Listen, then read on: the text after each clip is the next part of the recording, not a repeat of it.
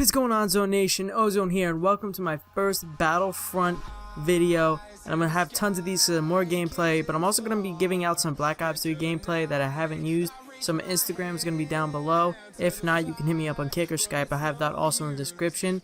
But it's not about that. So Battlefront has been a very popular game lately, and even all the other Star Wars games coming back from PlayStation 2. I've had mostly all of them, and I've also been a fan of the Lego games that came out for Star Wars. Now, there are good things and there are bad things that came in Battlefront for the PlayStation 4 that I actually played. Now, I'm not going to tell you what the bad things are because they're going to be kind of self-explained. So the first thing is the CC, or the graphics, that are also connected to the game. Now, the CC is just short for color correction, and graphics meaning the color and the different types of movement and style.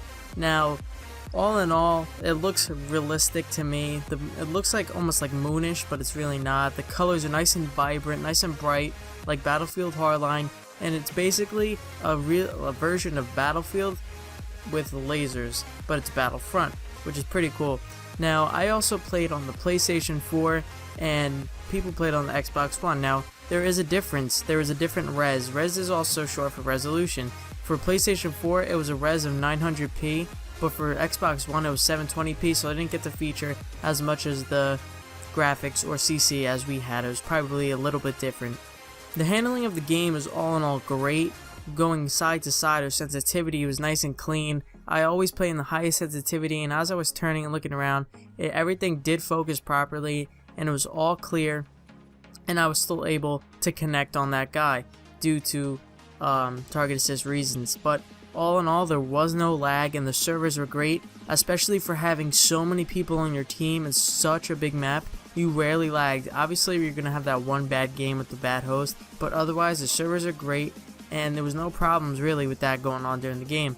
The guns in the game are great. Starting from level 1 to 4, the guns were not my favorite. I always kept on dying, and I couldn't really win gunfights until I hit the level 5. The level 5 is one of the biggest guns. I forget what it's called. It starts with a D, but you can win most of your gunfights with that gun close range, unless you are versing someone with that pistol and are close range, because the pistol shoots out more bullets hitting you, and you are most likely to die.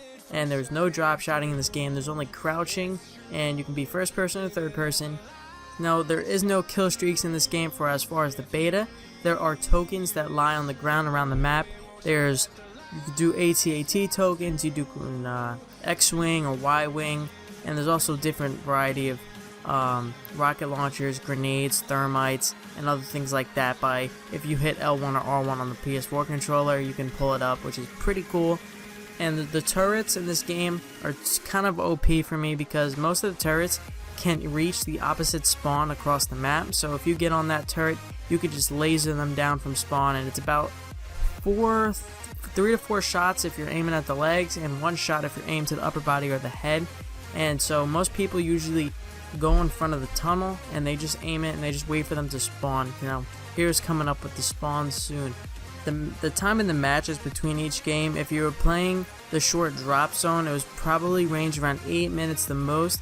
But if you're playing the AT-AT attack or Warzone, it's 15 minutes. It's pretty lengthy, but you can get a lot of kills.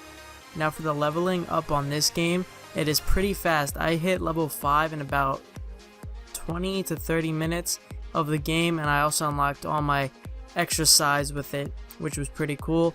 And you get a hand card, and you get 3 other cards. You can have either a sniper rifle, a grenade, an iron grenade, and you can also choose from various different weapons, of course.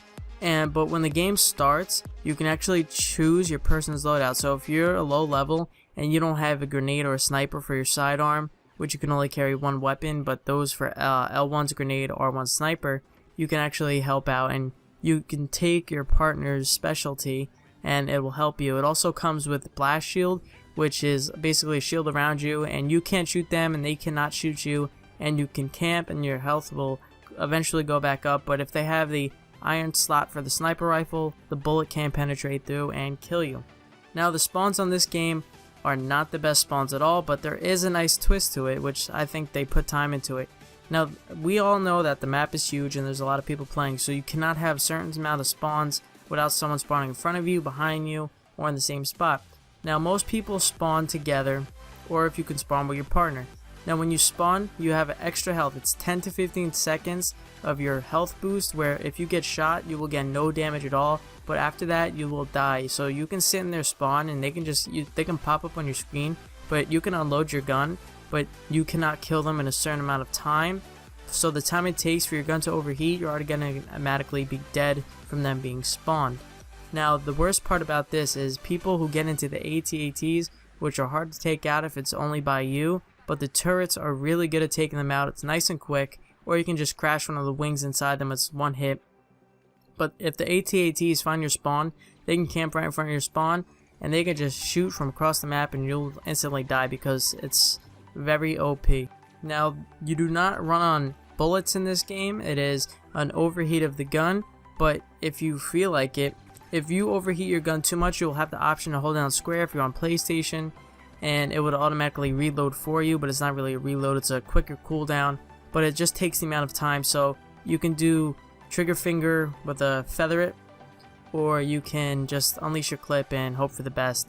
It does take a lot of ammo to kill somebody, and this game is not for snipers and is not for trick shotters. You can quickscope, but you cannot hit a 4-man feed because it's one bullet with the sniper rifle, and getting collateral is really challenging because I had a few of collats that I could have hit, but the bullet doesn't register the second person, or even if you're up close, you can still take down 3/4 of their health, so you cannot get a quad really easily. Besides with a sniper, you would have to do a switch feed. And trick shotting, there's no insta swapping, no cam swapping because you can't pick up weapons. You cannot insta swap because you have to hit L1 and R1 to take out your weapons, which is pretty cool. So if you guys don't want this game to turn into sniping and trick shotting, here it is. You cannot. It's physically impossible. Not unless they come out with all these patches like Advanced Warfare did, but I'm not going to get into that. So the next up is partying up and playing co-op. Partying up in this game is so difficult because first you have to be in live chat, and then you have to invite them to your game, but if they don't hit triangle fast enough to request the game, it's going to take forever. And then once you get into the game, you have to request them again to join you, and it's just a whole hassle, and when you back out of the game, they have to back out too. But if you're playing survival, it's a lot easier because it's one invite and it automatically joins.